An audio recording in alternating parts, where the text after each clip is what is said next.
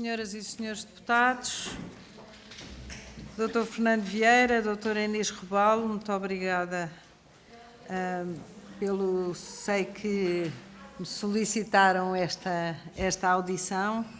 É com muito gosto que reunimos para vos ouvir e para saber a opinião da Comissão para Acompanhamento da Execução do Regime de Internamento Compulsivo sobre a proposta de lei de saúde mental, que, como sabem, está numa fase de especialidade do processo legislativo.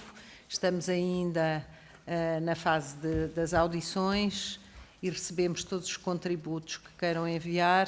Sabemos que já enviaram, muito obrigada também por isso. Mas esta audição é muito bem-vinda, que nos dá a possibilidade de podermos, de forma expressa e com proximidade, saber da vossa opinião e também colocarmos alguns pedidos de esclarecimento sobre dúvidas que também nos possam ocorrer. Portanto, sem mais demoras, penso que receberam a grelha de tempos. Dispõem de 10 minutos para uma intervenção inicial e depois eu darei a palavra aos grupos parlamentares. Como sabe, neste horário é difícil ter muitos deputados, mas de facto já temos 3 grupos parlamentares e, portanto, vamos começar. Depois penso que outros senhores deputados se juntarão a nós. Faz favor. Dr. Fernando Vieira, faz favor. Obrigado, Doutora. Em primeiro lugar, queria agradecer a oportunidade da audição da Comissão de Acompanhamento, no sentido de tentar transmitir aqui o que foi a nossa experiência ao longo destes 3 últimos anos, no contacto direto com o internamento compulsivo, com a figura do internamento compulsivo. Cumprimentar a senhora deputada coordenadora do Grupo de Trabalho de Saúde Mental, os restantes senhores deputados, e agradecer naturalmente a oportunidade. Eu gostaria, desde o início, fazer uma espécie de declaração de interesses, que eu penso que será obviamente conhecido, mas de qualquer das maneiras eu integrei também o grupo de trabalho que fez o draft inicial do projeto da proposta de lei, sendo certo que, obviamente, tal não me impede de transmitir aqui as impressões da Comissão, de um outro grupo de trabalho que eu tenho a honra e o prazer de presidir. E começaria basicamente por dizer qual foi a metodologia que nós, enquanto Comissão de Acompanhamento, seguimos no sentido de transmitir aos senhores deputados efetivamente aquilo que a Comissão em si pensava sobre o assunto, até porque estes temas obviamente são polémicos e haverá sempre algumas ideias mais individualizadas, mas obviamente o que eu trarei aqui será o que foi consensualizado na Comissão. A metodologia que nós seguimos foi, inicialmente pedimos a todos os elementos da Comissão que, se tivessem alguma sugestão a aparecer, dessem umas 5, 6 sugestões no máximo, pusessem o articulado que estava na lei, o novo articulado proposto e depois uma fundamentação que pedimos umas 8, 10 linhas no máximo. É claro que a Comissão é constituída por juristas, é constituída por psiquiatras, por psicólogos, por autoridade de saúde, por membros da sociedade civil, nomeadamente da Familiarmente, que eu sei que os senhores deputados já ouviram, e, portanto, pessoas que gostam de falar muito, de maneira que houve alguma dificuldade em trazermos uma fundamentação sucinta, mas que, obviamente, tentamos. Posteriormente, ao recebermos esses contributos individuais, eu e a senhora doutora Inês Robalo, que é a senhora procuradora da nossa Comissão, selecionámos as impressões e sugestões que eram consensualizadas e, obviamente, foram discutidas. E é isso justamente que vamos trazer hoje aqui, basicamente, que são portanto, as sugestões que foram feitas pela Comissão e que foram consensualizadas. Naturalmente, não esquecemos que houve vários contributos individuais, várias sugestões dos membros da Comissão, que nós juntámos num segundo documento, naturalmente, para que não haja qualquer dúvida que estamos a usar os contributos da Comissão. E começaria por apresentar então as 5, 6 questões que se nos puseram mais sobre a saúde mental, mais relevantes.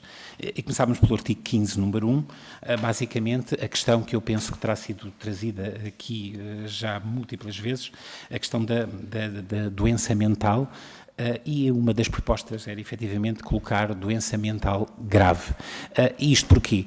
É claro que todos nós entendemos que a lei é para ser lida por juristas, mas era importante e também sabemos que o grave, eu pessoalmente quando olho para a lei, eu não vejo doença mental, eu vejo doença mental grave, grave. Isto por força do artigo 15, número 2, onde está mencionada a gravidade da doença e a gravidade do perigo, sendo certo que suscitando-se tantas dúvidas, era importante que ficasse claro, que dilucidasse todas, que se afastasse qualquer dúvidas, desde logo do cidadão que vai à urgência, que vai à consulta, do cidadão que padece de problemas de saúde mental, que não são todas as doenças mentais que são elegíveis para tratamento involuntário. É evidente que isso estava na lei, mas era importante que ficasse claro e mais densificado, até porque numa tentativa de interpretação da lei se recorre ao articulado anterior e a atual lei de saúde mental tem anomalia psíquica grave e poderia ser entendido que a gravidade desaparecia. Depois, desde logo, se levantou-nos problemas com a definição de doença, a definição de doença mental. Por um lado, também compreendemos que, do ponto de vista da técnica legislativa, é importante, não poderíamos pôr 2 ou 3 páginas ou 4 páginas de definição e não poderíamos fugir às definições das classificações internacionais, mas, enfim, seria útil que houvesse uma definição mais apelando para a funcionalidade, que obviamente não poderia ser feito no sentido de poder fugir àquilo que internacionalmente as classificações diziam.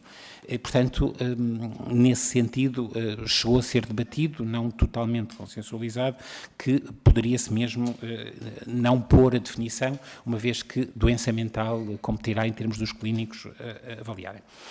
A segunda questão que trazíamos aqui tinha que ver com o local de realização da denominada avaliação clínico-psiquiátrica. Nos termos do artigo 20, número 2, lê-se que é no serviço, que são realizadas no serviço ou no domicílio do requerido.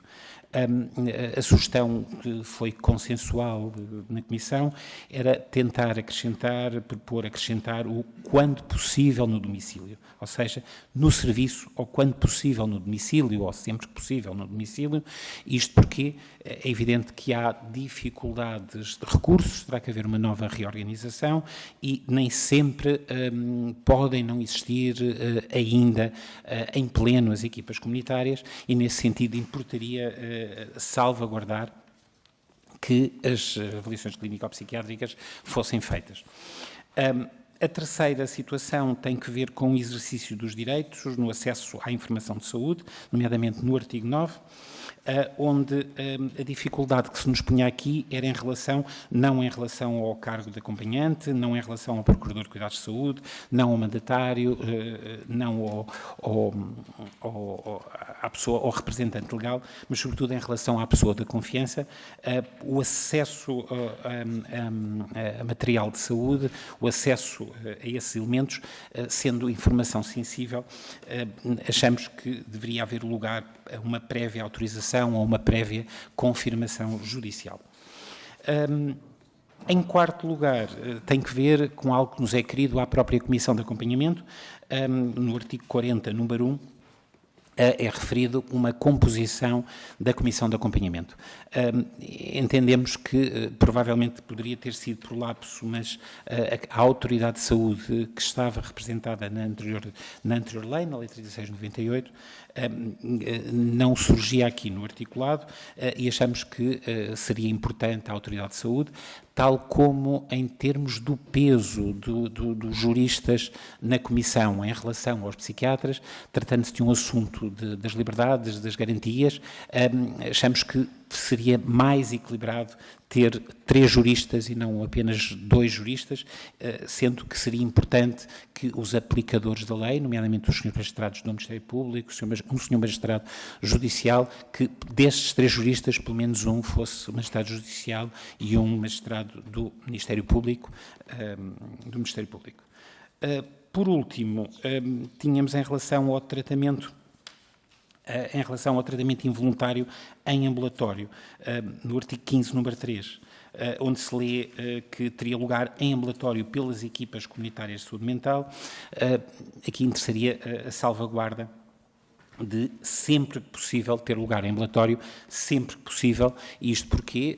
Porque é evidente que poderá demorar algum tempo até estarem constituídas todas as equipas comunitárias que está previsto, até em termos do Decreto-Lei 113 de 2021, colocar em pleno e total funcionamento. A última questão, penso que ainda tenho um minuto, a última questão que se nos punha tinha que ver com a cessação do tratamento involuntário, nomeadamente em relação ao artigo 25, onde se lê que a alta é imediatamente comunicada ao Tribunal. Nós achamos que pode ser uma mera questão de semântica, mas se calhar seria preferível no artigo 25, número 3, em vez de colocar alta imediatamente comunicada ao Tribunal, colocarmos a cessação de tratamento involuntário. E isto porque, na prática, poderão surgir algumas dúvidas meramente semânticas em relação ao que é que o termo alta significa para juristas e o termo alta significa para médicos. E, portanto, digamos que é uma questão inocente nesse sentido, mas que assim levantar-se-ia, dissipar-se-ia todas as dúvidas. Em relação às restantes considerações, eu não iria entrar em consideração, pediria depois, obviamente, nas questões que houvesse, tentaria dividir o meu tempo com a senhora Procuradora, sendo que, existindo aspectos eminentemente jurídicos, eu não me sentiria tão confortável e, portanto, obviamente estamos disponíveis para qualquer resposta que possamos contribuir. Muito obrigada. Passo desde já a palavra ao Grupo Parlamentar do Partido Socialista, a senhora deputada Isabel Moreira. Sr. Doutor, eu esqueci-me de dizer-lhe que esta reunião é gravada em áudio e também com imagem, em vídeo. Obrigada. Muito obrigada, Sra. Coordenadora. Queria agradecer muito em nome do Grupo Parlamentar do Partido Socialista a vossa presença e desde logo o contributo escrito, porque depois permite-nos com mais calma avaliar as propostas que dão numa lei que nos parece fundamental para 20 anos depois assegurar um maior respeito pela dignidade das pessoas que aqui estão em causa, pelos seus direitos fundamentais, para combater o estigma, para rever aspectos que são de revisão obrigatória até por imposição internacional e consagrar direitos que não estiveram consagrados até agora, que aliás referiram, como as diretivas antecipadas de vontade ou procuradora e a própria autonomia da pessoa no seu tratamento. Eu, de qualquer maneira, gostava de perguntar qual é a vossa posição, por dúvidas que surgiram anteriormente. A questão da doença mental, ser o termo certo, já foi aqui muitas vezes discutido, sobre a questão da estimulação magnética. Se, em não havendo consentimento, deve continuar a poder ser uma opção.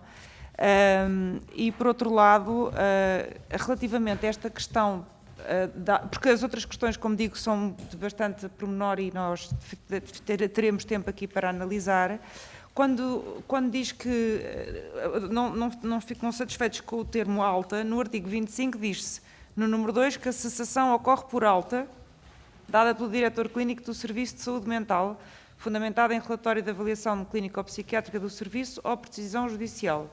Portanto, o número 2 explica o que é a alta e depois o número 3 diz a alta é imediatamente comunicada ao Tribunal competente. Portanto, este é o tipo de alterações que são sugeridas de pormenor que eu tenho dificuldade em acompanhar porque parece-me que a lei é clara, mas eu gostava de ouvir a opinião relativamente à questão que isso parece-me muito importante, à questão da estimulação magnética não havendo consentimento. Muito obrigada. Obrigada, Sra. Deputada. Passo agora a palavra ao Grupo Parlamentar do PSD. Sra. Deputada Sara Madruga da Costa, faz favor. Muito obrigada, Sra. Deputada Coordenadora. Cumprimentar em primeiro lugar aqui a Comissão, agradecer em representação do Grupo Parlamentar do PSD a vossa disponibilidade e o vosso contributo para estarem aqui presentes. A começar por dizer que uma das matérias mais importantes desta proposta de lei de saúde mental é agora a que se designa por tratamento involuntário em vez da anterior designação internamento compulsivo. Há uma questão de questões que são da maior importância e que, no nosso entender, não se encontram suficientemente respondidas e que são, a nosso ver, fundamentais para consagrar as alterações que são agora introduzidas nesta nova lei.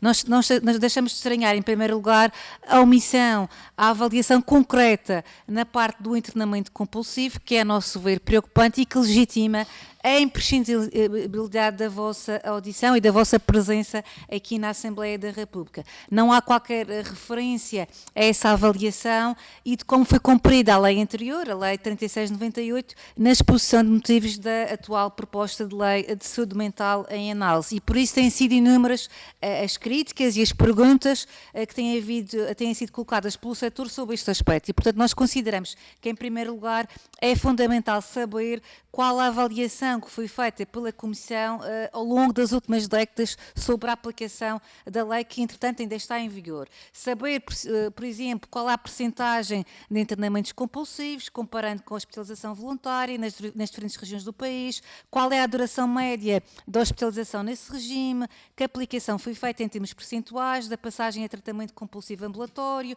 quais as carências de meios e de recursos de profissionais para garantir as melhores práticas na assistência médica, psiquiátrica e psicológica aos doentes, qual também é a vossa opinião dos utentes, os portadores de anomalia psíquica, qual a opinião dos familiares sobre a aplicação da lei, o que consideram sobre a condução dos doentes por mandato do Ministério Público ou do Delegado de Saúde para o internamento de urgência, e também, já agora, sobre a condução do internado pela polícia com acompanhamento, sempre possível, dos serviços de urgência psiquiátrica. E também que o prático respondeu ao modelo mais judicial do internamento não urgente da secção 3ª da Lei 36/98. Também não poderíamos deixar de vos perguntar sobre as condições de espaço das vagas em que decorre a hospitalização, o internamento nos serviços de saúde mental. Outra questão bastante relevante que pretendemos que seja esclarecida é a eventual situação da inconstitucionalidade, que também já tem vindo a ser apontada por alguns, ou tentar integrar-se um internamento compulsivo, dada a gravidade que implica, num regime geral de tratamento involuntário do doente mental, como faz agora a lei, abrindo-se a proposta para que se questione a capacidade do doente para recusar os tratamentos. Gostaríamos de saber qual é a vossa opinião sobre esta matéria, porque, como sabemos, a nossa Constituição só admite a restrição do direito à liberdade em caso de internamento do portador de anomalia psíquica em estabelecimento terapêutico adequado, decretado ou confirmado por autoridade judicial. Por fim, também só para terminar, Sra. Deputada Coordenadora, outra crítica que também tem sido apontada a esta nova lei é o facto de se pretender, por um lado, reduzir o período de internamento numa altura em que são conhecidas as faltas de respostas e os números crescem. Há cerca de 432 inimputáveis em Portugal, destes 203 estão internados em hospitais psiquiátricos e 229 em prisões. E, portanto, a nova lei de saúde mental prevê que o internamento dos inimputáveis deseja ter uma duração ilimitada, mas como será possível praticar e aplicar a lei, dada a falta de respostas? Outra questão que também não podemos deixar de referir são as condições miseráveis, para terminar, as condições miseráveis e degradantes, e até digo pouco humanas, dos nossos estabelecimentos prisionais e que não podem deixar de ser aqui referidos. Obrigada, e que também vão pôr em causa a aplicação desta nova proposta de lei. Obrigada. Agora para o Grupo Parlamentar do Chega, Sr. Deputado Pedro Frazão, faz favor. Muito obrigado, Sra. Coordenadora. Senhores deputados, Dr. Fernando Vieira, Dra. Inês Robalo, bem-vindos a esta comissão. Muito obrigado pelos contributos que nos enviaram, nomeadamente no primeiro anexo que enviaram e que explicaram agora na primeira intervenção.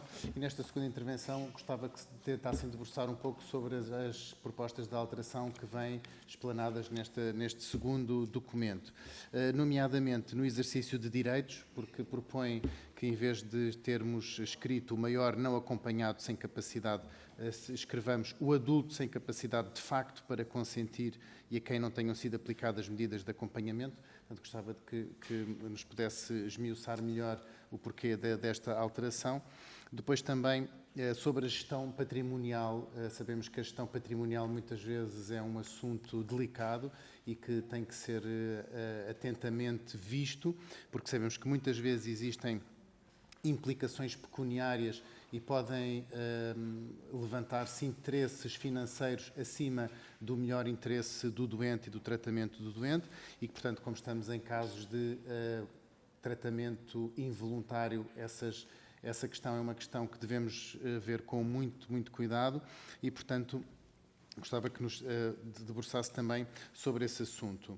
Relativamente à aceitação do tratamento, penso que também está aqui alguns pedidos de alteração, mas relativamente à revisão da decisão, no artigo 26º, gostava que nos explicasse também porque onde se baseiam para podermos ter estas alterações.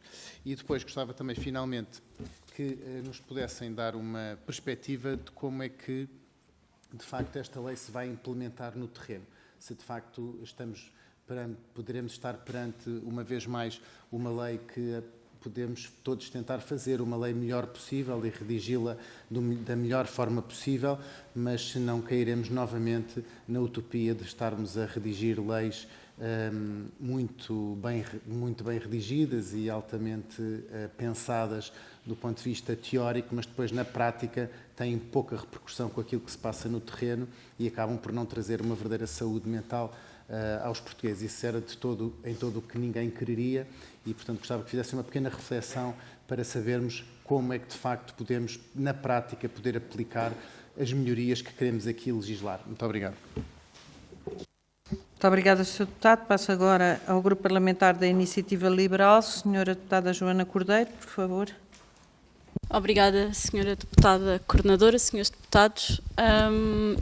Cumprimento ao Dr. Fernando Vieira e à Dra. Inês Robal, a quem agradeço também a presença aqui nesta comissão e agradeço principalmente os contributos que já nos enviaram, que de facto esta forma de envio de contributos é bastante útil e facilita-nos imenso o trabalho.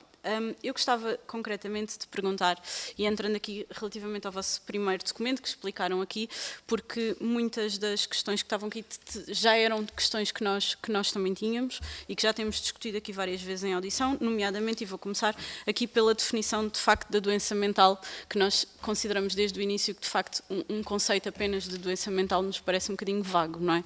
Portanto, e transportá-lo para uma doença mental grave parece-me obviamente fazer mais sentido, até porque estamos a falar de uma lei que impacta os direitos, liberdades e garantias, portanto não pode ser o mesmo tipo de doença que tem os mesmos tipos de resposta.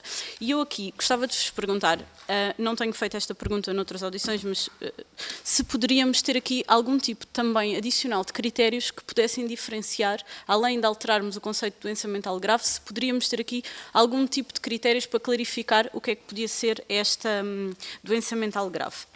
Depois, gostava de vos perguntar aqui no vosso ponto 2.2, quando fazem a alteração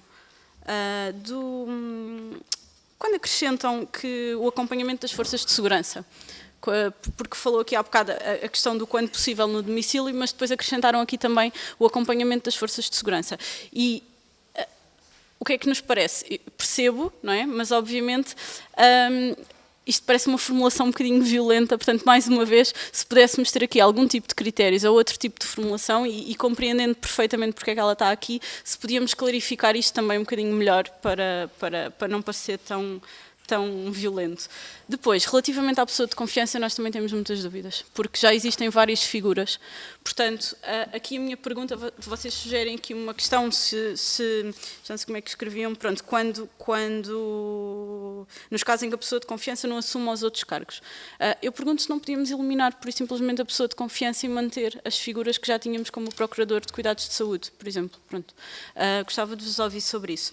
Depois, por fim, Aqui relativamente à equipa que tinham falado, é mais, se calhar mais uma forma de curiosidade. Aqui, quando a formulação inicial clarificava aqui a questão do tenho que ter a abrir várias coisas, quando acrescentam, que não é preciso indicar quais são os cargos dos outros profissionais de saúde que acompanham, que fazem parte da equipa. Quando alteram, vocês sugerem a inclusão dos 3 juristas, entre eles um magistrado judicial e um magistrado do Ministério Público. Portanto, eu pergunto, porque é que então não definimos também a formação profissional das outras pessoas que fazem parte da equipa, se não era mais claro em termos de lei? É esta a minha pergunta. Obrigada. Obrigada, Sra. Deputada. Passo agora ao Grupo Parlamentar do PCP, Sr. Deputado João Dias. Muito obrigado, Sra. Deputada Maria Antónia Almeida Santos. Senhores deputados, quero cumprimentar a Comissão, nomeadamente o Dr. Fernando Vieira e a Dra. Inês Rubal. De facto, esta proposta de lei que estamos... Estão a ouvir? Esta proposta de lei que estamos... Talvez chegar o microfone um pouco se calhar é melhor, não sei se... Mas ele está ligado... Não. Ele está ligado, mas não sei... Assim ouve-se melhor, Pronto, eu vou tentar projetar também melhor a voz. Estamos perante uma proposta de lei que, na verdade, o que é dito é que não se trata de uma reforma da atual lei em vigor. Nós entendemos que as leis não devem ser alteradas por terem mais ou menos idade, mas sim por elas estarem ou não ajustadas à realidade, e nomeadamente ao atual momento que a sociedade atravessa, tendo em consideração que esta lei é apelidada de Lei da Saúde Mental, o que na verdade deixa aqui até avaliações diferentes do que é o objeto desta lei. Esta lei, no fundo, vem regular o tratamento, até agora considerado e caracterizado e definido como tratamento compulsivo. De facto, a designação da lei poderia até ser tratamento involuntário, lei do tratamento involuntário, outra designação que permitisse aquilo que ela aborda no essencial, que tem a ver com a privação da liberdade da pessoa não se tratar.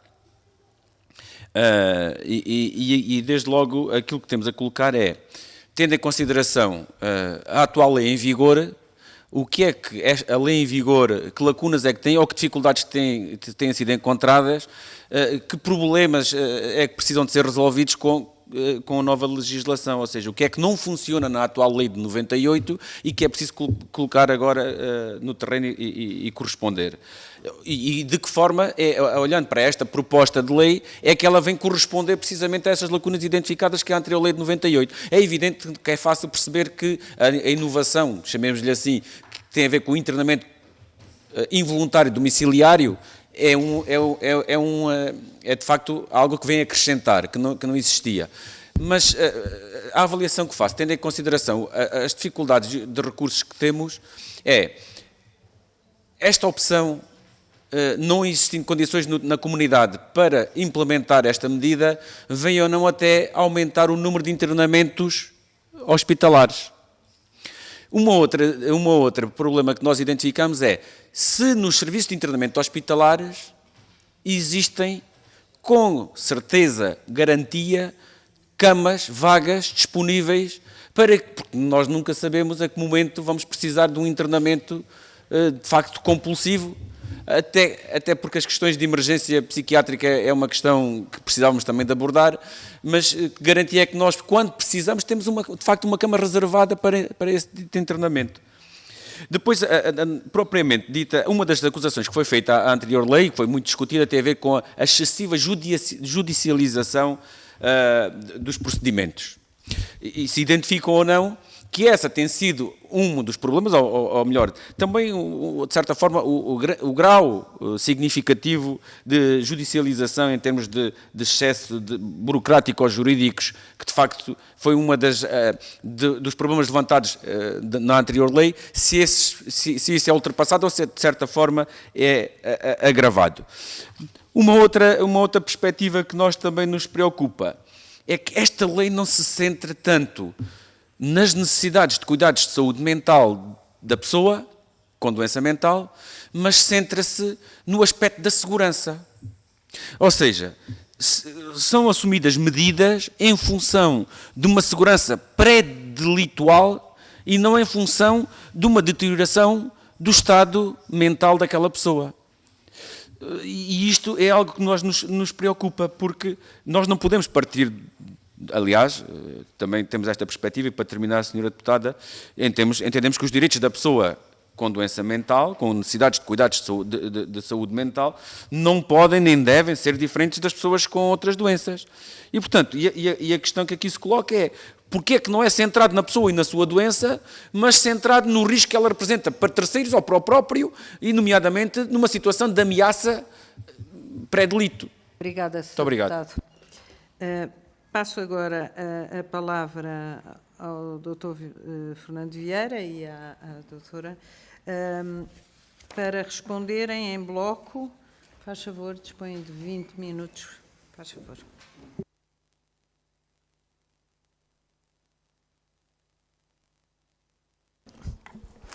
Em primeiro lugar, queria agradecer todas as questões que foram colocadas, obviamente questões pertinentes, sendo que, naturalmente, haverá algumas delas que terei alguma dificuldade de responder enquanto membro da Comissão. Não quero entrar aqui em conflito epistemológico comigo mesmo, porque há algumas situações, e começava até já pelas primeiras, que naturalmente nós na Comissão não discutimos. Por exemplo, em relação à questão da Sra. Isabel Moreira, da questão da estimulação magnética transcraniana, foi um assunto que nomeadamente não falámos, mas de facto a estimulação magnética transcraniana, à semelhança da eletroconvulsivoterapia, é um tratamento físico, por agentes físicos, e portanto, sendo um tratamento mais atualizado, obviamente equiparado a, daí acredito eu que tenha sido esse o racional que presidiu à colocação. De qualquer das maneiras, é um assunto que não foi propriamente discutido. Não foi discutido na Comissão, sendo que o termo alta efetivamente foi. Existe uma definição de alta, mas o entendimento do que é alta por juristas e o do que é alta para médicos às vezes é diferente. Surgiram algumas situações em que as pessoas, por exemplo, têm alta do internamento, mas continuam em tratamento involuntário, ou como se dizia, ambulatório compulsivo. Quando às vezes era lido alta do internamento, poderia ser entendido juridicamente que terminava a involuntariedade. E daí a questão de clarificar, mas obviamente que é semântica. Mas poderia eventualmente ultrapassar algumas dificuldades que porventura se pudessem criar. Em relação às questões colocadas pela doutora Sara Madruga, digamos que temos dados objetivos. Em relação ao exercício da atividade da Comissão, nos termos da lei, a Comissão tem que fazer e faz relatórios anuais à tutela, ao Sr. Ministro da Saúde e ao Sr. Ministro da Justiça, informando da continuidade do seu trabalho, do que é que tem vindo a fazer e, nomeadamente, das percentagens. Em termos informativos, posso-vos dizer aos senhores deputados que, de facto, em 2017 a percentagem de internamento era 16%, em 2018 18%, em 2019 20%, em 2020 24%, em 2021 29%. Ou seja, tem havido uma subida constante, o que aliás se constata também nos dados das anteriores comissões. Por exemplo, em 1999, quando a lei se aplicou, era 2,87%, em 2000 3,31%, tendo inclusivamente, por exemplo, 2007 9,9%, ou seja, houve uma subida mais ou menos constante. Aliás, em termos de gráficos, informámos efetivamente a tutela. E o que pode acontecer, muitas vezes por razões naturais e algumas até boas, digamos que haver uma subida de números pode querer significar duas coisas.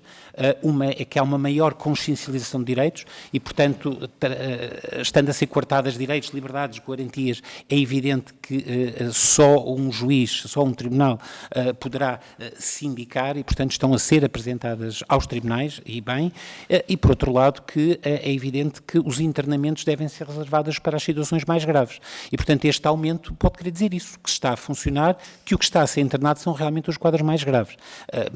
É claro que pode ter outras implicações, é evidente que há dificuldades de recursos, há necessidade de recondução desses mesmos recursos e, nesse sentido, obviamente é importante estarmos alerta em relação a isso.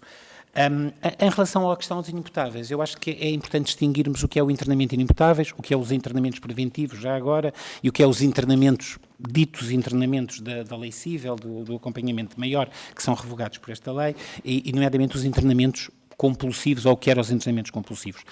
São realidades naturalmente diferentes, como aliás também o Sr. Deputado João Dias frisou e bem. A questão que aqui se põe é que, até em termos legais do CRPD, da Convenção dos Direitos das Pessoas com Deficiência, as pessoas com capacidade jurídica têm capacidade jurídica independentemente da sua patologia. Portanto, todos têm que ter direito à capacidade jurídica e, portanto, não há razão no sentido de um detido comum, estar privado de saber quando é que termina a sua privação de liberdade e uma pessoa que teria uma deficiência ter diferentes regras para proceder. E, portanto, nesse sentido, é evidente que será difícil, sobretudo em termos sociais. Os inimputáveis estão detidos enquanto durar a medida de segurança, mas havia a possibilidade de prorrogar. E uma das razões, obviamente, que muitas vezes era prorrogado, teria que ver com o que é que iria acontecer ao sair. Muitas vezes pessoas que são rejeitadas pela sociedade, que não têm residência, e é evidente que se a pessoa saísse sem uma residência, a ideia é que seria perigosa e, portanto, os tribunais prorrogavam durante 2 anos. Obviamente temos que avançar para além disso. Em relação à questão da constitucionalidade, eu depois vou só deixar a doutora Inês Rubal referir sobre isso, mas gostaria de terminar, eu penso que em relação às propostas de alteração que o doutor Pedro Frazão tinha referenciado, também deixaria para a doutora Inês Rubal. Em relação a questões que tinha aqui da doutora Joana Cordeiro, a questão da definição de doença mental. Pessoalmente, quando eu olho para a lei, eu até não vejo só doença mental. Eu, lendo a lei toda integralmente, eu vejo doença mental grave. Porque se nós formos ao artigo 15, número 2, está lá definido que é grave em função da doença e grave em função do perigo. E, portanto, obviamente, está lá. Agora, suscitando-se, havendo dúvidas, não poderá haver dúvidas. E para não que haja qualquer dúvidas, sobretudo do cidadão vulnerável, desde logo o aplicador, o médico nas urgências, seria importante clarificar, não é que não esteja, mas a questão era densificar efetivamente esse aspecto. Quanto ao acompanhamento das forças policiais, se não estivesse na letra da lei, dificilmente se vir essa necessidade, e se os hospitais solicitarem, as forças policiais naturalmente exigiriam, se calhar e bem, um mandato nesse sentido, judicial. E, portanto, poderia atrasar o procedimento. É evidente que o acompanhamento das forças policiais não será sempre necessário. Aí, como dizia o Sr. Deputado João Dias, basicamente aí sim seria uma judicialização excessiva. Agora, é evidente que temos que entrar em conta com alguma judicialização, porque as pessoas que são para serem internadas compulsivamente, as pessoas têm uma privação de liberdade. Quer dizer, enfim, não é uma linguagem que se tenha aqui, mas eu confesso que em conversa de café com colegas, eu costumo dizer, a brincar, que ovos com batatas fritas são sempre ovos com batatas fritas. Podemos lhes chamar embriões de galinha dourados, já nem sei como é que eu lhes costumo dizer, mas já agora, com tubérculos americanos condimentados. Os internados compulsivamente estão privados da liberdade, ponto. E, portanto, não é uma judicialização, é um facto. E é evidente que as leis têm que versar sobre direitos, liberdades e garantias, e é isso que tem que ser dado, até porque nos termos do CRPD, o cidadão com doença mental tem que ter exatamente os mesmos direitos que o cidadão que não é doente mental. E, portanto, eu não encaro como uma judicialização e penso que na nossa comissão de acompanhamento ninguém encarava, até porque temos um magistrado judicial, um magistrado do Ministério Público, uma autoridade de saúde, e, portanto, nesse sentido, isto respondendo em relação à Sra. Deputada Joana Cordeiro, ao Sr. Deputado João Dias. Em relação à pessoa de confiança, é evidentemente que temos outras figuras, e isso efetivamente foi debatido na nossa comissão, e temos algum receio. Mas é importante que não fique qualquer dúvida que não há nada de combinado, as situações têm que ser abertas. Também em conversa de café, e peço desculpa pela linguagem, mas em termos de colegas combinávamos, temos que ter a mente aberta, mas não tão aberta que os miolos nos caiam ao chão. E, portanto, de facto, faria sentido cercear de alguns cuidados, nomeadamente haver uma confirmação judicial,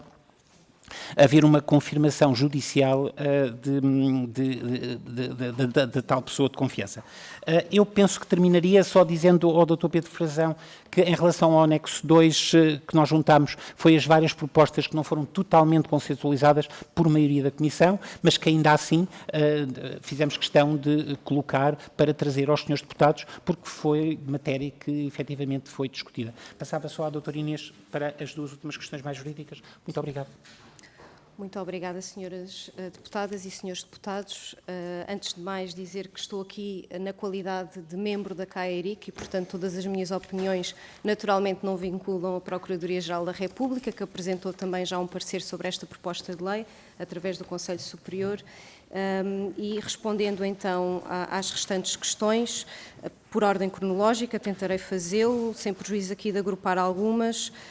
Vou, antes de mais, procurar completar a questão da distinção entre a alta e a alta clínica propriamente dita e a cessação do tratamento, completando, no fundo, aquilo que o Dr. Fernando Vieira já disse, porque, para além das situações descritas pelo Dr. Fernando, poderá haver, e elas existem com alguma frequência, situações em que é cessado o tratamento involuntário, judicialmente, mas não existe alta clínica e, portanto, o tratamento clínico mantém-se, mas em modo voluntário e não, nestes termos, sem esse caráter voluntário. E, portanto, essa distinção pareceu-nos também, nesta perspectiva semântica que aqui trazemos neste documento, essencial. Depois, na perspectiva mais global do tratamento involuntário e passando já à questão da inconstitucionalidade colocada pela senhora deputada Sara Madruga da Costa, se bem compreendi a questão, tem a ver com esta nova lei de saúde mental referir-se ao tratamento e não ao internamento, que é, no fundo, a semântica que está no texto constitucional. No fundo, este tratamento involuntário previsto na proposta de lei, é assim que eu o interpreto, tem dois regimes. Portanto, o tratamento em regime de internamento e o tratamento involuntário também em regime de ambulatório. E, portanto, ambos estão sujeitos a este controle judicial, a esta decisão ou confirmação judicial, e, portanto, acaba por ser, na sua globalidade, na minha perspectiva jurídica, uma lei que confere até mais garantias de salvaguarda deste direito à liberdade. Como sabem, é um direito constitucional com especiais garantias e salvaguardas e, portanto, acaba por ser, na minha perspectiva pessoal, digo mais uma vez, é aqui um avanço, digamos assim, e até uma mudança de paradigma, porque no fundo é clara agora a opção do legislador no sentido de prevalecer sobre o tratamento em regime de internamento, o tratamento em regime de ambulatório, o que no fundo também é menos restritivo para o direito à liberdade e, portanto, não vemos nesta perspectiva e por comparação com a lei de saúde mental atual grandes questões de inconstitucionalidade. Enfim, com a salvaguarda do critério de gravidade, que, como já aqui foi dito, procurámos também salvaguardar, sugerindo que passasse também para o número 1 do artigo 15º, peço desculpa, do artigo 15, e não apenas na perspectiva da proporcionalidade em sentido amplo, como está definido na alínea C do número 2 deste mesmo preceito. E, portanto, sendo uma matéria sensível e, como digo, um direito constitucional com especiais garantias, o direito à liberdade, e entendo que a norma legal deve ser o mais expressa, clara e direta possível e, portanto, sem prejuízo da densificação do critério de gravidade, como está atualmente na linha C do número 2, seria fundamental que o pressuposto da existência de doença mental salvaguardasse que essa mesma doença mental fosse grave, para também evitar eventuais interpretações da própria alínea C, no sentido de a gravidade da doença se reportar, por exemplo, a circunstâncias graves que aquele contexto poderá suscitar e não propriamente à doença mental propriamente dita, que, como veem na própria proposta de lei, a definição legal que aqui consta, acaba por ser, como já aqui foi dito também, um pouco abrangente, sem prejuízo de estar em consonância naturalmente com as definições científicas vigentes. Passando em relação, e para não também perder esta questão que nos é muito cara, que tem a ver com a composição da Comissão de Acompanhamento, as sugestões que estão aqui apresentadas nestes documentos têm, sobretudo, a preocupação de, sendo esta uma comissão de acompanhamento da execução do regime, atualmente, do internamento compulsivo, é para nós essencial que os profissionais que integrem esta comissão sejam profissionais que estejam, no fundo, habilitados a avaliar essa mesma execução e, portanto, tenham experiência de execução do próprio regime. E, portanto, sem prejuízo do caráter multidisciplinar que esta nova lei também pretende imprimir, entendemos que será essencial salvaguardar não só o tal equilíbrio que o Dr. Fernando Vieira inicialmente na primeira ronda já referiu entre as questões jurídicas, porque estão em causa direitos, liberdades e garantias, e, no fundo, a matéria de saúde, mas também que, na perspectiva jurídica, e agora falando como também magistrada, que estejam presentes e representadas as magistraturas que, no fundo, têm aqui competências e atribuições muito específicas e muito especiais na execução deste regime. Este é um regime que, aliás, como consta da própria exposição de motivos desta proposta de lei, que, no fundo, pretende imprimir aqui uma alteração de paradigma e, portanto, apesar de ser uma lei que se destina a regular o tratamento involuntário, acaba por ter uma vertente, um capítulo mais programático, o capítulo 2º, salvo erro, gostaria também de salientar, porque também trouxeram à colação o exercício das competências da Comissão, da CAERIC, que, nesse sentido programático, no fundo, a atual Comissão já procurou fazer, designadamente nas visitas que fizemos aos hospitais, esse trabalho. E, portanto, em todas as visitas, as nossas preocupações e a nossa abordagem também centrada na pessoa, tal como este normativo também o pretende ser, procuram, no fundo, avaliar quais são os critérios, por exemplo, das medidas de contenção, qual o tempo e o espaço das medidas mais restritivas dos direitos das pessoas sujeitas a cuidados de saúde mental, por exemplo, o tempo que passam no exterior, os períodos de isolamento, portanto, olhamos para a estrutura em si do próprio estabelecimento onde ocorre esse internamento, para o processo, de que forma é que está fundamentada, sobretudo na avaliação clínico-psiquiátrica, a decisão médica de internamento compulsivo, e depois procuramos também ouvir as pessoas. São sempre ouvidas pessoas com necessidade de cuidados de saúde mental internadas nesses mesmos estabelecimentos que estamos a visitar, ouvimos os profissionais. Em geral, e acho que não estou a cometer nenhuma inconfidência, as opiniões, no fundo, a satisfação global das pessoas internadas é superior à dos próprios profissionais e, naturalmente, também colhemos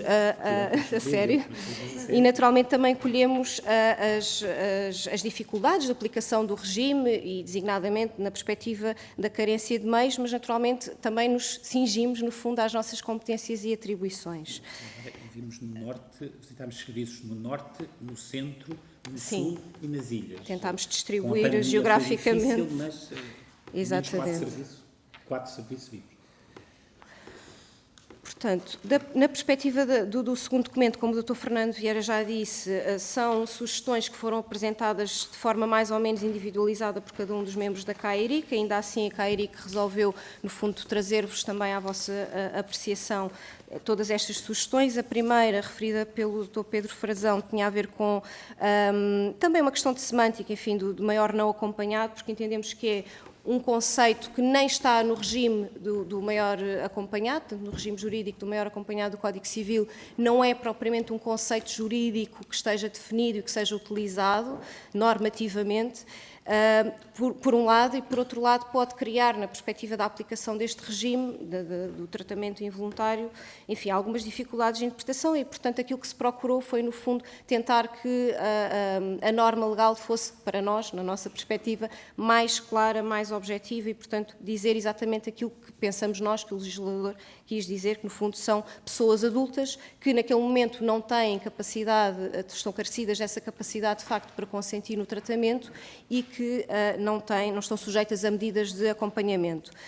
Mas, enfim, também poderá ser uma questão de semântica. Na perspectiva da gestão do património, estamos perante a figura da gestão de negócios, portanto, aqui temos que relacionar este regime com o regime previsto no Código Civil e, de alguma forma, aquilo que vemos é que o legislador quis, parece-nos, desonerar, no fundo, o gestor de negócios da comunicação ao dono do negócio, através da comunicação ao Ministério Público. Nós, naturalmente, não colocamos em causa a previsão legal e a obrigatoriedade dessa comunicação ao Ministério Público, faz todo o sentido, mas aquilo que entendemos é que essa comunicação ao Ministério Público não pode desonerar a comunicação do gestor de negócios ao dono dos negócios, ou seja, quando o dono, aquilo que defendemos, que poderá estar no texto legal, é que o dono de negócios tem de ter conhecimento também, tem de estar salvaguardada essa comunicação, sob pena da inversão do ónus da prova, como está, aliás, previsto no número 3 do artigo, eu agora estou aqui um bocadinho perdida, mas... Faltavam só duas questões. Sim. Mas pronto, acho que ficou expressa essa questão. Não, eu passo à frente depois. Pronto, em relação à revisão da decisão, eu penso que isto tinha sido avançado pelos nossos colegas médicos-psiquiatras, se o Dr. Fernando quiser dizer alguma coisa, e a perspectiva de implementação, eu acho que já, com aquilo que referi em relação às visitas, também acho que já ficou expresso. Eu penso que estamos em cima do tempo, mas houve duas questões que não respondemos, pelo menos que estava a ver agora as notas. Uma tem que ver a questão do tratamento ambulatório. Peço desculpa. Uma tem que ver a questão do tratamento ambulatório, de agora se privilegiar em relação ao tratamento ambulatório. A imagem que nós podemos dar em relação a isto é à semelhança do que acontecia nas cirurgias. Neste momento faz cirurgias de ambulatório em que a pessoa está internada o menos tempo possível. E, portanto, o tratamento ambulatório compulsivo, como estaria na atual lei, ou o tratamento involuntário em ambulatório, no fundo... E na atual lei ele é um internamento no meio menos restritivo possível. E o facto de ele estar é justamente pela necessidade que, ao mesmo tempo, uma involuntariedade é um cerceamento da liberdade e daí ser fundamental que ele também seja judicialmente confirmado. A última questão que eu penso que não respondi, penso que terá sido o Sr. Deputado João Dias, tem que ver porque não a tónica, não a ênfase mais nos aspectos da doença. Isso tem que ver basicamente com a legislação internacional. A Convenção dos Direitos das Pessoas com Deficiência, no seu artigo 12, diz-nos que as pessoas com deficiência ou com doença mental, portanto, têm capacidade jurídica em condições de igualdade com as outras e, por outro lado, o artigo 14 da mesma Convenção de Nova Iorque diz-nos que a existência de uma deficiência não deverá, em caso algum, isto é a letra da lei, justificar uma privação de liberdade. E, portanto, para manter o internamento compulsivo e do ponto de vista psiquiátrico, era necessário, sabemos ser necessário, pelo menos na atual conjuntura, naturalmente, a solução para manter, isto foi debatido na Comissão, até por um dos nossos membros, a solução para preservar a possibilidade legal do internamento compulsivo seria expandir ao máximo de todas as garantias dos direitos da pessoa que são afetadas por doença mental. E assim surge o foco mais no perigo da pessoa, com ou sem doença mental, portanto não estamos a discriminar em razão de doença mental, e não especificamente na doença da pessoa que podia gerar perigo. Neste sentido, estávamos a manter a legalidade e havia o foco ainda na incapacidade de consentir e não propriamente na doença. E daí esta necessidade de haver este foco, porque, como eu dizia em conversa de café a alguns colegas, ovos com batatas fritas são ovos com batatas fritas. Nós não podemos contornar isto, que a pessoa com doença mental está cerceada na sua liberdade. E, portanto, tem que haver uma sindicância judicial naturalmente, porque é de direitos, liberdades e garantias que fala a lei. E, portanto, basicamente era só isto. Vou-lhe pedir só 30 segundos para completar. Com certeza. Seja como for, ainda há a possibilidade. Sim. Mas faz favor, doutora, faz favor. Eu ia ligar. Já está. Ok. Pronto, complementando aquilo que o Dr. Fernando Vieira acabou de dizer, tem precisamente a ver com esta concordância prática entre os direitos conflituantes que aqui estão e também dentro daquilo que foi a intervenção do Dr. João Dias, dizer que por vezes pode haver esta sensação de que de facto a segurança pode estar a prevalecer sobre o direito das pessoas carecidas de cuidados de saúde mental, mas a questão é precisamente esta, ou seja, a liberdade destas pessoas apenas pode ser restringida, limitada, perante a existência de outros bens, valores, igualmente tutelados pela nossa Constituição e, portanto, também carecidos de tutela, e nesta concordância prática, enfim, o legislador entendeu que seria esta a ponderação a fazer. E por isso é que a leitura que faço também, comparando o texto atual da Lei de Saúde Mental atual com a proposta de lei, por isso é que, na minha perspectiva, cai o número 2 do atual artigo 12 da atual Lei de Saúde Mental, precisamente para não privar da liberdade a pessoa que não se quer tratar, nas palavras do Sr. Doutor, quando não existe, no fundo, um perigo para outros bens jurídicos de relevante valor. Obrigada. Senhoras e senhores deputados, portanto, agora cada grupo parlamentar dispõe de 1 minuto. Faz favor, Sra. Deputada Anabela Rodrigues. Obrigada, Sra. Deputada Coordenadora. Cumprimento o Dr. Fernando Vieira e a Dra. Inês Roval. Vou tentar ser breve e só colocar aqui 3 questões muito rápidas. A primeira, eu não sei se percebi bem, discordava da expressão maior acompanhado, mas existe a lei do maior acompanhado, portanto não percebi bem se me conseguir explicar isto. Fez aqui fizeram uma proposta de alteração no que diz respeito à avaliação clínico-psiquiátrica, poder ser feita ao domicílio, com base na falta de recursos humanos e a existência do risco. Mas eu colocava aqui também uma questão. A atual lei, que está ainda em vigor, fala da eventual colaboração de outros profissionais e a proposta de lei fala apenas na colaboração de profissionais, sendo a avaliação clínica ou psiquiátrica um procedimento médico. Qual é o vosso entendimento sobre esta colaboração de outros profissionais? E, por fim, a questão do tratamento involuntário implicar a existência do risco, ou seja, o tratamento involuntário só será possível se existir perigo para bens jurídicos, pessoais ou patrimoniais. Mas eu coloco aqui a questão, há certas patologias, estou a pensar numa depressão grave ou num delírio, em que está claramente comprometido o declínio cognitivo para a pessoa aceitar o tratamento, mas não existe perigo para o próprio para terceiros. Como é que veem esta questão da obrigatoriedade da existência do risco? Muito obrigada. Sra. Deputada Sara Madruga da Costa, também muito obrigada. 1 minuto, por favor.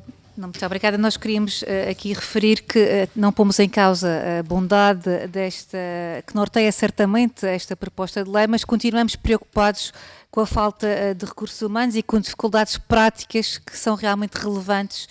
E vou dar aqui o exemplo do caso dos inimputáveis novamente.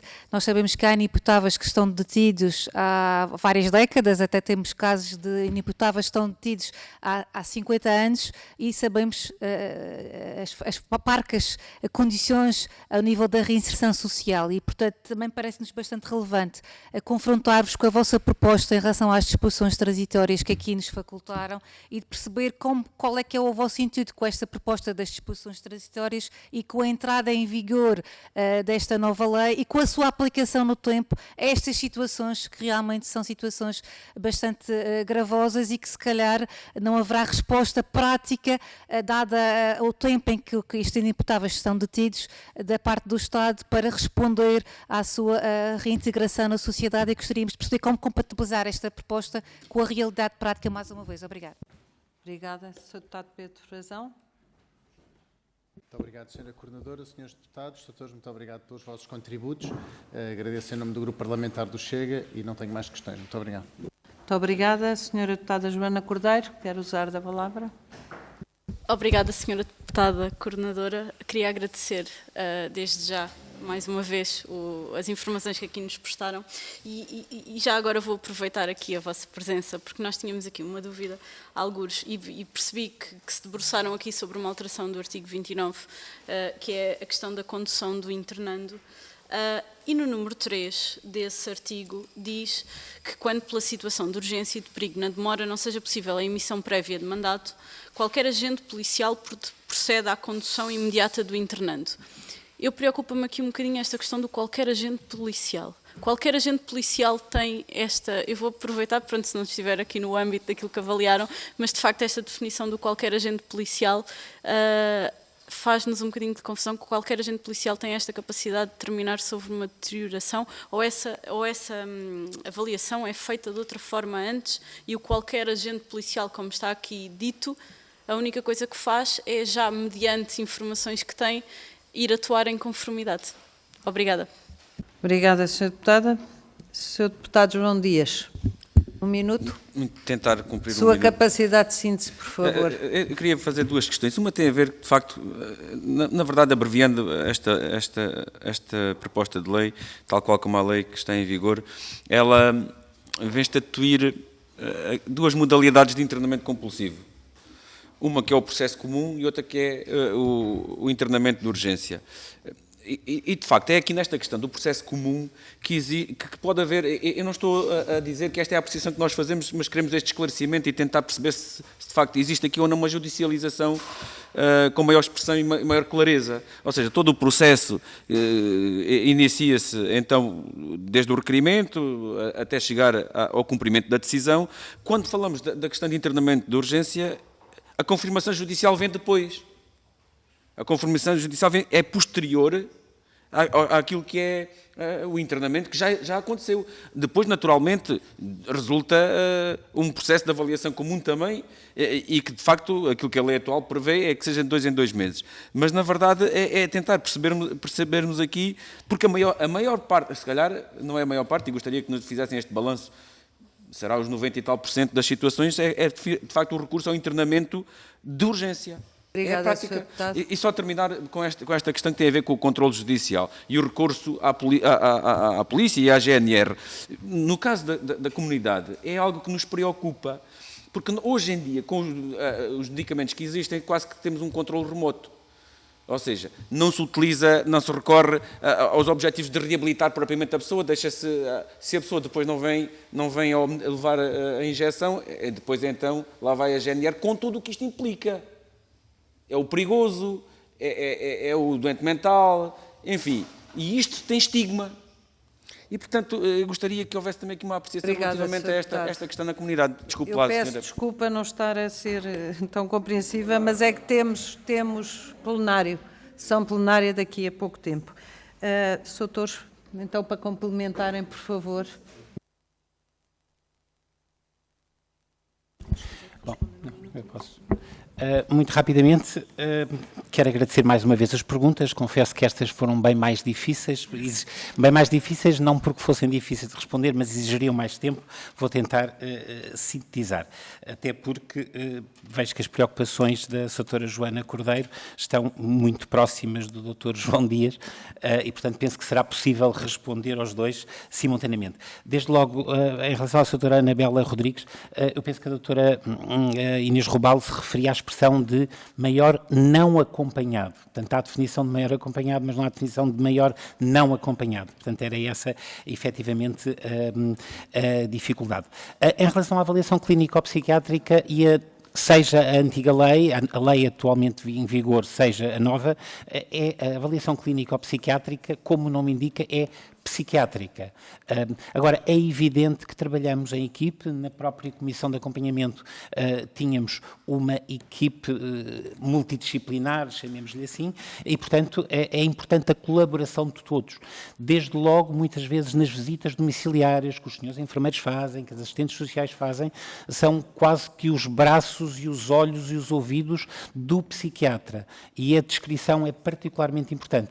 E é evidente que visões diferentes de várias pessoas são sempre a soma, o resultado é superior à mera soma. E eu penso que será este o espírito da lei e nós, na prática, já verificamos isso na atualidade. É claro que a antiga lei dizia eventual. O que se pretende é reforçar justamente isso. Não é eventual, é mesmo para ser em equipa e é mesmo para privilegiar, e passa à questão da doutora Joana e do Dr. João Dias e da doutora Joana Cordeiro, em relação a que tem que ver com a judicialização. Não é a história, se não vier, se não tomar o comprimido, vai lá a GNR. Não, vai lá a equipa comunitária. A única questão é se houver um perigo urgente, e nomeadamente aí a questão de ser-se conduzido e depois ter que haver a confirmação judicial, é evidente que se houver se um senhor agente policial vê alguém que parece alucinado e a tentar cometer um homicídio ou uma tentativa de suicídio, esta condução tem que ser imediata. É evidente que depois, se não houver uma situação de doença, a condução é comunicada e depois haverá uma avaliação clínico-psiquiátrica. E é evidente, se a pessoa foi detida, quanto mais não seja para ir ao hospital, volto ao mesmo, o internamento é também uma detenção, não podemos sair disso, a pessoa está privada da liberdade e, portanto, em 48 horas tem que haver uma confirmação judicial, como acontece em qualquer cidadão. Isto, no fundo, é fazer equivaler os mesmos direitos de uma pessoa afetada da doença mental a uma pessoa que não está afetada da doença mental. E, portanto, é claro que me preocupa qualquer agente policial, mas é quem está ali no momento que pode proteger o bem jurídico vida, o bem jurídico saúde, e é importante que isto seja efetivamente garantido. Penso que, em relação à falta de recursos humanos e em relação às questões inimputáveis, a atual Comissão de Acompanhamento, obviamente, não se debruçou na questão dos inimputáveis, porque eles não versavam na atual lei. Eu confesso que trabalho com inimputáveis desde 1998, estou bem ciente das realidades, e realmente há muitas dificuldades sociais. Agora, é evidente que não se pode prorrogar privações de liberdade em razão social, e isso deve ficar claro, e eu penso que a atual lei efetivamente torna isso claro, sendo que em relação, volto a dizer, em relação à questão dos inimputáveis, não me sinto mandatado pela Comissão, porque foi um assunto que não foi efetivamente discutido. Eu penso que terei respondido a tudo. E o mesmo em relação às condições de estabelecimentos prisionais, não nos compete a nós, portanto peço desculpa, penso que terei cumprido o tempo. Da parte que nos toca, queríamos novamente agradecer e dizer que só mesmo termos às 3 horas sessão plenária é que não ficamos aqui mais tempo, mas agradecemos o contributo escrito que enviaram. Se quiserem complementar com mais algum contributo escrito, por favor, sintam-se à vontade, porque nós ainda não terminamos as audições e todos os contributos são ótimos. Assim começamos o trabalho propriamente da especialidade. É de facto muito importante podermos ter muitos documentos para os estudarmos e seguirmos num trabalho que queremos que seja rigoroso. Muito obrigada uma vez mais e até uma próxima oportunidade.